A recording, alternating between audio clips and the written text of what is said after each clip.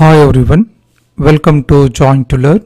ಇವತ್ತಿನ ಒಂದು ಸೆಷನ್ನಲ್ಲಿ 2024 ಮಾರ್ಚ್ 9ರ ಪ್ರಚಲಿತ ಘಟನೆಗಳ ಕುರಿತು ಚರ್ಚೆ ಮಾಡೋಣ.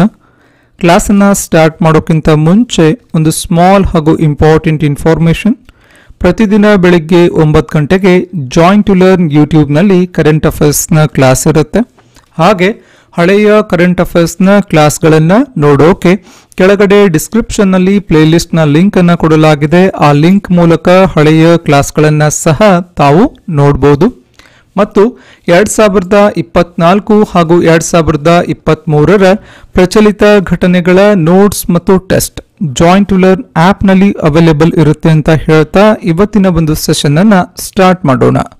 ಪ್ರಥಮ ಪ್ರಶ್ನೆ, ಇತ್ತೀಚೆಗೆ ಈ ಕೆಳಗಿನ ಯಾವ ದೇಶ 32ನೇ ಸದಸ್ಯ ರಾಷ್ಟ್ರವಾಗಿ ನ್ಯಾಟೋ ಒಕ್ಕೂಟವನ್ನು ಸೇರಿದೆ ಅಂತ ಪ್ರಶ್ನೆ. ಆಯ್ಕೆಗಳು ನೆದರ್ಲ್ಯಾಂಡ್, ಟರ್ಕಿ, ಗ್ರೀಸ್, ಸ್ವೀಡನ್. ಸರಿಯಾದ ಉತ್ತರ ಆಯ್ಕೆ 4 ಆಗುತ್ತೆ. ರೀಸೆಂಟ್ ಆಗಿ ಸ್ವೀಡನ್ 32ನೇ ಸದಸ್ಯ ರಾಷ್ಟ್ರವಾಗಿ ನ್ಯಾಟೋ ಒಕ್ಕೂಟವನ್ನು ಸೇರುತ್ತೆ. ಸೊ ನ್ಯಾಟೋ ಅನ್ನೋದು ಅಮೆರಿಕ ನೇತೃತ್ವದ ಒಂದು ಮಿಲಿಟರಿ ಒಕ್ಕೂಟ ಆಗುತ್ತೆ. ಸೊ ಜಾಗತಿಕ ನಕ್ಷೆಯಲ್ಲಿ ಭಾರತ ಈ ಒಂದು ಭಾಗದಲ್ಲಿ ಬರುತ್ತೆ. ಸೊ ಈ ಕಡೆ ನೋಡಿದಾಗ ನಮಗೆ ಸ್ವೀಡನ್ ಬರುತ್ತೆ. ಜಾಗತಿಕ ನಕ್ಷೆಯಲ್ಲಿ ಸ್ವೀಡನ್ ಈ ಭಾಗದಲ್ಲಿ ಬರುತ್ತೆ. ಸ್ವೀಡನ್ ಮುಖ್ಯವಾಗಿ 3 ದೇಶಗಳ ಜೊತೆ ಗಡಿಯನ್ನು ಹಂಚಿಕೊಳ್ಳುತ್ತೆ. ಯಾವ ದೇಶಗಳು? ಸ್ವೀಡನ್ನ ಈ ಕಡೆ ನಾರ್ವೆ ಜೊತೆಗೆ ಗಡಿಯನ್ನು ಹಂಚಿಕೊಳ್ಳುತ್ತೆ. ಹಾಗೆ ಸ್ವೀಡನ್ನ ಬಲಭಾಗದಲ್ಲಿ ಫಿನ್ಲ್ಯಾಂಡ್ ಬರುತ್ತೆ. ಸ್ವೀಡನ್ನ ಕೆಳಗಡೆ ಡೆನ್ಮಾರ್ಕ್ ಬರುತ್ತೆ. ನಾರ್ವೆ, ಒಂದು ಫಿನ್ಲ್ಯಾಂಡ್ ಮತ್ತು ಡೆನ್ಮಾರ್ಕ್ ಈ 3 ದೇಶಗಳ ಜೊತೆ ಗಡಿಯನ್ನು ಹಂಚಿಕೊಳ್ಳುತ್ತೆ. ಮತ್ತು ಸ್ವೀಡನ್ನ ಈ ಭಾಗದಲ್ಲಿ ಬಾಲ್ಟಿಕ್ ಸಮುದ್ರ ಬರುತ್ತೆ. ಬಾಲ್ಟಿಕ್ ಸಮುದ್ರ ಸ್ವೀಡನ್ ಮತ್ತು ಫಿನ್ಲ್ಯಾಂಡ್ ಈ 2 ದೇಶಗಳ ಜೊತೆ ಒಂದು ಗಡಿಯನ್ನು ಹಂಚಿಕೊಳ್ಳುತ್ತೆ. ಇನ್ನು ಸ್ವೀಡನ್ನ ರಾಜಧಾನಿ ಯಾವುದು ಅಂದರೆ ಸ್ಟಾಕ್ ಹೋಮ್. ಸ್ವೀಡನ್ನ ರಾಜಧಾನಿ ಸ್ಟಾಕ್ ಹೋಮ್. ಸ್ವೀಡನ್ನ ಅಧಿಕೃತ ಭಾಷೆ ಸ್ವೀಡಿಶ್.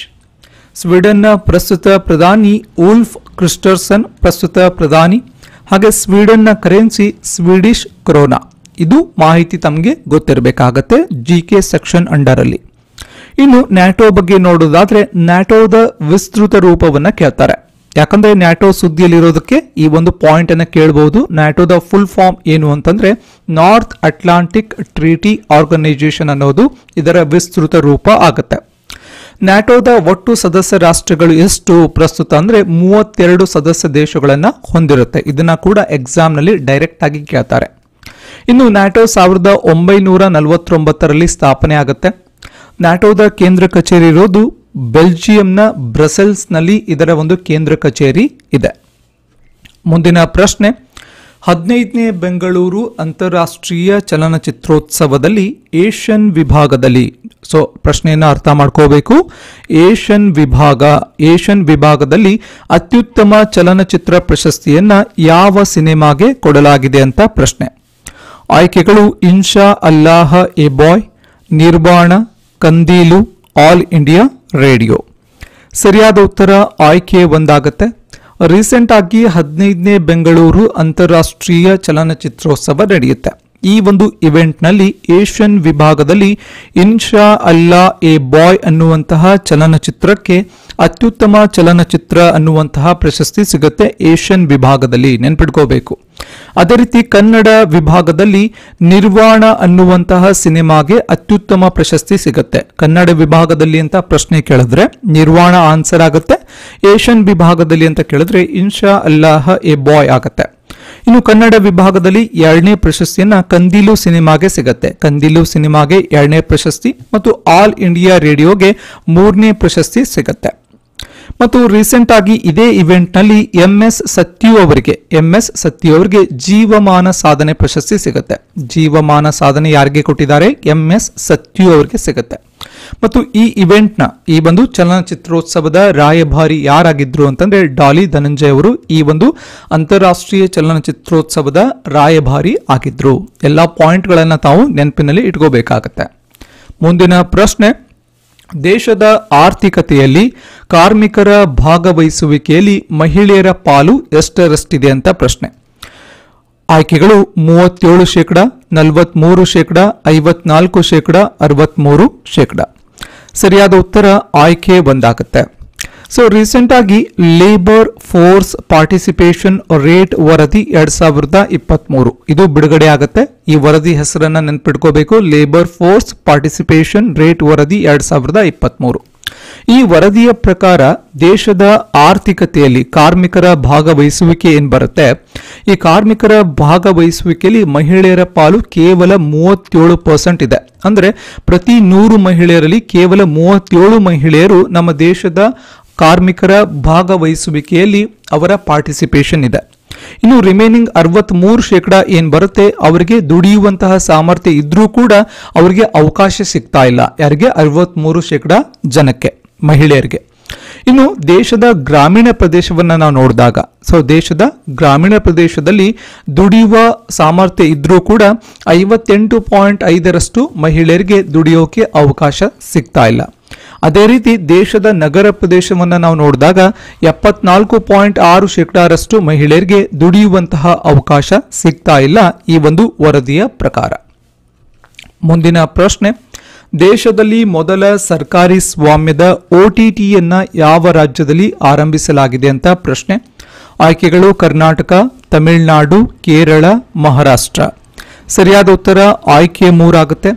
ಕೇರಳದಲ್ಲಿ ರೀಸೆಂಟ್ ಆಗಿ ಭಾರತದ ಮೊದಲ ಸರ್ಕಾರಿ ಸ್ವಾಮ್ಯದ OTT ಪ್ಲಾಟ್ಫಾರ್ಮ್ ಅನ್ನ ಆರಂಭ ಮಾಡಿರ್ತಾರೆ. ಇದರ ಹೆಸರು ಏನು ಅಂತಂದ್ರೆ ಸಿ ಸ್ಪೇಸ್. ನೆನಪಿನಲ್ಲಿ ಇಟ್ಕೋಬೇಕು, ಸಿ ಸ್ಪೇಸ್ ಅನ್ನೋದು ಸೊ ಭಾರತದ ಮೊದಲ ಸರ್ಕಾರಿ ಸ್ವಾಮ್ಯದ ಒಂದು OTT ಪ್ಲಾಟ್ಫಾರ್ಮ್ ಆಗುತ್ತೆ. ಸೊ ಈ ಮೂಲಕ ಮಲಯಾಳಂನ ಚಿತ್ರರಂಗ ಏನಾಗುತ್ತೆ, ಮುಂದಿನ ಒಂದು ದೊಡ್ಡ ಹೆಜ್ಜೆಯನ್ನು ಇಡೋಕೆ ಒಂದು ಅವಕಾಶವನ್ನ ಕೂಡ ಈ ಮೂಲಕ ಸಿಗುತ್ತೆ. ಮತ್ತು ಇತ್ತೀಚೆಗೆ ಕೇರಳ ಇನ್ನೊಂದು ಕಾರಣಕ್ಕಾಗಿ ಸುದ್ದಿಯಲ್ಲಿದೆ. ಸೊ ಕೇರಳದಲ್ಲಿ ರೀಸೆಂಟ್ ಆಗಿ ಐರಿಸ್ ಅನ್ನುವಂತಹ ದೇಶದ ಮೊದಲ ಕೃತಕ ಬುದ್ಧಿಮತ್ತೆ ಶಿಕ್ಷಕಿಯನ್ನ ಪರಿಚಯ ಮಾಡ್ತಾರೆ. ಸೊ ಕೃತಕ ಬುದ್ಧಿಮತ್ತೆ ಆರ್ಟಿಫಿಷಿಯಲ್ ಇಂಟೆಲಿಜೆನ್ಸ್ ನ ಒಂದು ಟೀಚರ್ ಅನ್ನ, ಅದರ ಹೆಸರು ಏನು ಅಂತಂದ್ರೆ ಐರಿಸ್. ಇದೊಂದು ಒಮೆನಾಯ್ಡ್ ರೋಬೋಟ್ ಆಗುತ್ತೆ, ಒಮೆನಾಯ್ಡ್ ರೋಬೋಟ್ ಆಗುತ್ತೆ.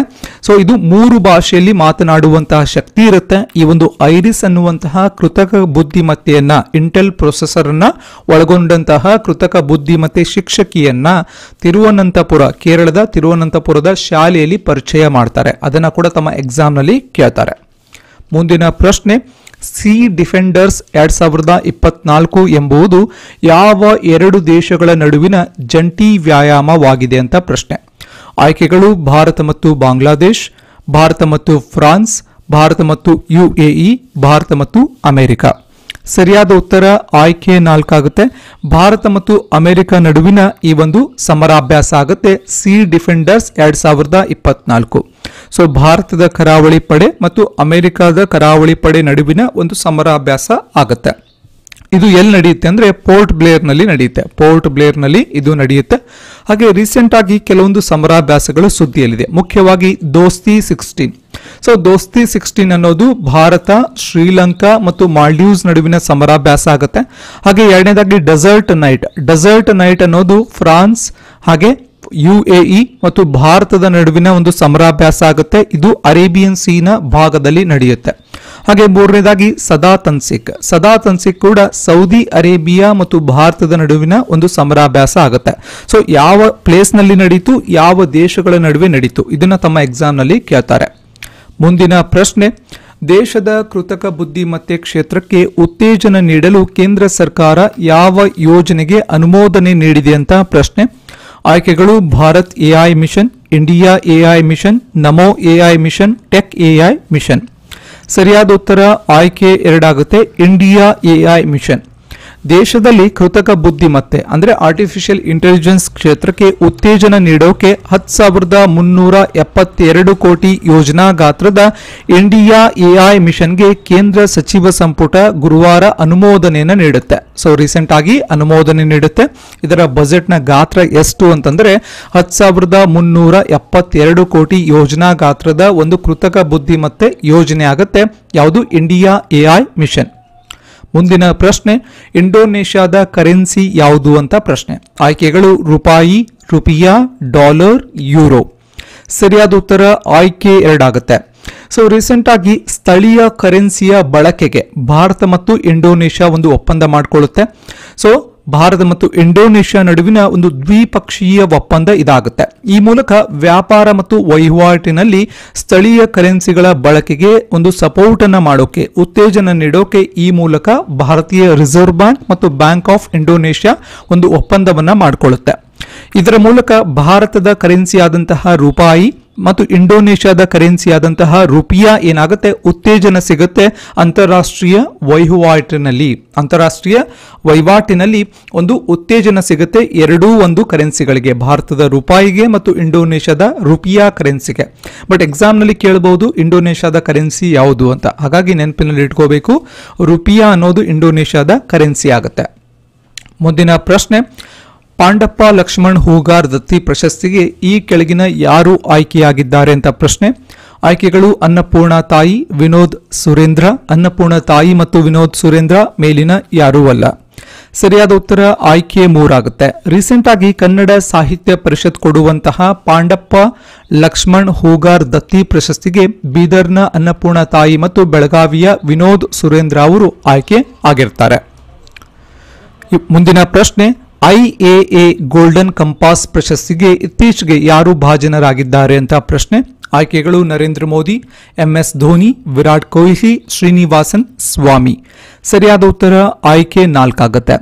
ರೀಸೆಂಟ್ ಆಗಿ RK ಸ್ವಾಮಿ ಲಿಮಿಟೆಡ್ನ ಅಧ್ಯಕ್ಷರು ಹಾಗೂ ವ್ಯವಸ್ಥಾಪಕ ನಿರ್ದೇಶಕರಾದಂತಹ ಶ್ರೀನಿವಾಸನ್ ಸ್ವಾಮಿ ಅವರು ಇಂಟರ್ನ್ಯಾಷನಲ್ ಅಡ್ವರ್ಟೈಸಿಂಗ್ ಅಸೋಸಿಯೇಷನ್ ಕೊಡಮಾಡುವಂತಹ ಪ್ರತಿಷ್ಠಿತ IAA ಗೋಲ್ಡನ್ ಕಂಪಾಸ್ ಪ್ರಶಸ್ತಿಯನ್ನು ಪಡ್ಕೊಂಡಿರ್ತಾರೆ. ನೆನಪಿನಲ್ಲಿ ಇಟ್ಕೋಬೇಕು, ಆಪ್ಷನ್ಸ್ ಅನ್ನ ನೋಡಿದ ತಕ್ಷಣ ನಾವು ನರೇಂದ್ರ ಮೋದಿಯನ್ನ ಟಿಕ್ ಮಾಡಬಹುದು ಅಥವಾ MS ಧೋನಿ ಅವರನ್ನ ಟಿಕ್ ಮಾಡಬಹುದು. ಹಾಗಾಗಿ ಬಹಳ ಇಂಪಾರ್ಟೆಂಟ್ ಆಗುತ್ತೆ. ಯಾಕಂದ್ರೆ ಶ್ರೀನಿವಾಸನ್ ಸ್ವಾಮಿ ಅವರ ಬಗ್ಗೆ ಬಹಳಷ್ಟು ಜನಕ್ಕೆ ಗೊತ್ತಿರೋದಿಲ್ಲ.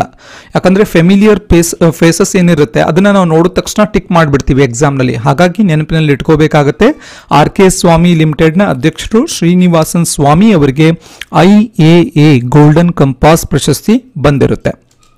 ಇವತ್ತಿನ ಒಂದು ವಾಕ್ಯದ ಪ್ರಚಲಿತ ಘಟನೆಗಳು. ಕಲಬುರಗಿ ಬೆಂಗಳೂರು ನಡುವೆ ಒಂದೇ ಭಾರತ್ ರೈಲಿನ ಓಡಾಟಕ್ಕೆ ಸರ್ಕಾರ ಅನುಮೋದನೆಯನ್ನು ನೀಡುತ್ತೆ. 2ನೇ ಪಾಯಿಂಟ್ ಅನ್ನು ನೋಡೋಣ. ದಕ್ಷಿಣ ಆಫ್ರಿಕಾದ ಕ್ರಿಕೆಟ್ ಅಂಪೈರ್ ಮರಾಯಸ್ ಎರಾಸ್ಮಾಸ್ ಅವರು ತಮ್ಮ ಒಂದು ವೃತ್ತಿಗೆ ನಿವೃತ್ತಿಯನ್ನು ಘೋಷಣೆ ಮಾಡಿರ್ತಾರೆ. ತಮ್ಮ ಒಂದು ಕ್ರಿಕೆಟ್ ಅಂಪೈರಿಂಗ್ ವೃತ್ತಿಗೆ ನಿವೃತ್ತಿಯನ್ನು ಘೋಷಣೆ ಮಾಡಿರ್ತಾರೆ. 3ನೇದಾಗಿ ಇತ್ತೀಚೆಗೆ ರವಿಚಂದ್ರನ್ ಅಶ್ವಿನ್ ಅವರು 100ನೇ ಟೆಸ್ಟ್ ಪಂದ್ಯವನ್ನು ಆಡ್ತಾ ಇದ್ದಾರೆ. 100ನೇ ಟೆಸ್ಟ್ ಪಂದ್ಯವನ್ನ ಆಡ್ತಾ ಇದ್ದಾರೆ. ಅತಿ ಹೆಚ್ಚು ಟೆಸ್ಟ್ ಪಂದ್ಯಗಳನ್ನ ಆಡಿದಂತಹ ಭಾರತೀಯ ಕ್ರಿಕೆಟ್ ಆಟಗಾರ ಯಾರು ಅಂತಂದ್ರೆ ಸಚಿನ್ ತೆಂಡೂಲ್ಕರ್ ಅವರು 200 ಟೆಸ್ಟ್ ಪಂದ್ಯಗಳನ್ನ ಅವರು ಆಡಿರ್ತಾರೆ. ಮುಂದಿನ ಪಾಯಿಂಟ್ ನೋಡಿ, ಟೆಸ್ಟ್ ಅಟ್ಲಾಸ್ ಸಂಸ್ಥೆಯ ಸಮೀಕ್ಷೆಯ ಪ್ರಕಾರ ದಕ್ಷಿಣ ಭಾರತದ ಕಾಫಿ ಏನಿದೆ ಅದು ಜಾಗತಿಕವಾಗಿ 2ನೇ ಅತ್ಯುತ್ತಮ ಬ್ರ್ಯಾಂಡ್ ಎಂಬ ಸ್ಥಾನವನ್ನ ಪಡ್ಕೊಂಡಿದೆ. ಆದರೆ ಇದೇ ಒಂದು ಲಿಸ್ಟ್ ನಲ್ಲಿ ಕ್ಯೂಬನ್ ಎಸ್ಟ್ರೋಸ್ ಬ್ರ್ಯಾಂಡ್ ಏನಿದೆ ಅದು ಮೊದಲ ಸ್ಥಾನವನ್ನ ಪಡ್ಕೊಂಡಿರುತ್ತೆ. ಮುಂದಿನ ಪಾಯಿಂಟ್ ಅನ್ನು ನೋಡೋಣ. 2024ರ ಧಡಾರ್ ಮತ್ತು ರುಬೆಲ್ಲಾ ಚಾಂಪಿಯನ್ ಪ್ರಶಸ್ತಿಯನ್ನ ಭಾರತ ಪಡ್ಕೊಂಡಿರುತ್ತೆ. ಸ್ಟಾರ್ ಮಾರ್ಕ್ ಹಾಕೋಬೇಕು. ಯಾರು ಪಡ್ಕೊಂಡಿದ್ದಾರೆ ಅಂತ ಕೇಳ್ತಾರೆ. 2024ರ ಧಡಾರ್ ಮತ್ತು ರುಬೆಲ್ಲಾ ಚಾಂಪಿಯನ್ ಪ್ರಶಸ್ತಿಯನ್ನ ಭಾರತ ಪಡ್ಕೊಂಡಿರುತ್ತೆ. ಇವಿಷ್ಟು ಇವತ್ತಿನ ಕ್ಲಾಸ್ನ ಡಿಸ್ಕಷನ್ ಪ್ಲಸ್ ಇನ್ಫಾರ್ಮೇಷನ್ ಆಗಿರುತ್ತೆ. ಕ್ಲಾಸ್ ಇಷ್ಟ ಆದರೆ ಒಂದು ಲೈಕ್ ಮಾಡಿ, ಈ ನಾಲೆಡ್ಜ್ ಅನ್ನ ನಿಮ್ಮ ಫ್ರೆಂಡ್ಸ್ ಜೊತೆ ಕೂಡ ಶೇರ್ ಮಾಡ್ಕೊಳ್ಳಿ. ಹಾಗೆ ನೀವಿನ್ನು ಜಾಯಿನ್ ಟು ಲರ್ನ್ ಯೂಟ್ಯೂಬ್ ಅನ್ನ ಸಬ್ಸ್ಕ್ರೈಬ್ ಮಾಡ್ಕೊಂಡಿರಲಿಲ್ಲ ಅಂತ ಸಬ್ಸ್ಕ್ರೈಬ್ ಮಾಡ್ಕೊಳ್ಳಿ. ಹಾಗೆ join to learn Telegram page ಅನ್ನ ಕೂಡ ಫಾಲೋ ಮಾಡಿ. ಮತ್ತು join to learn official app ಇದೆ. Join to learn official app ಮತ್ತು ಜಾಯಿನ್ ಟು ಲರ್ನ್ ವೆಬ್ಸೈಟ್ ನಲ್ಲಿ 2024 ಹಾಗೂ 2023ರ ಪ್ರಚಲಿತ ಘಟನೆಗಳ ನೋಟ್ಸ್ ಮತ್ತು ಟೆಸ್ಟ್ ಅವೈಲೇಬಲ್ ಇರುತ್ತೆ. ಕೇವಲ 250 ರೂಪಾಯಿಗಳಿಗೆ ತಮಗೆ 2 ವರ್ಷದ ನೋಟ್ಸ್ ಮತ್ತು ಟೆಸ್ಟ್ಗಳು ಅವೈಲೇಬಲ್ ಇರುತ್ತೆ. ಮತ್ತು KS ಮುಖ್ಯ ಪರೀಕ್ಷೆಯ ಕೋರ್ಸ್ ಮತ್ತು ಗ್ರಾಮ ಆಡಳಿತ ಅಧಿಕಾರಿಯ ಕೋರ್ಸ್ ಕೂಡ ಅವೈಲೇಬಲ್ ಇರುತ್ತೆ. ತಮಗೇನಾದ್ರೂ ಇಂಟ್ರೆಸ್ಟ್ ಇದ್ರೆ ಒನ್ಸ್ ಆಪ್ ಅನ್ನ ಮತ್ತು ವೆಬ್ಸೈಟ್ ಅನ್ನ ಚೆಕ್ ಮಾಡಿ ಅಂತ ಹೇಳ್ತಾ ಮತ್ತೆ ಮುಂದಿನ ಸೆಷನ್ ನಲ್ಲಿ ಮತ್ತೊಂದು ವಿಷಯದ ಕುರಿತು ಮಾತನಾಡೋಣ. ಧನ್ಯವಾದಗಳು.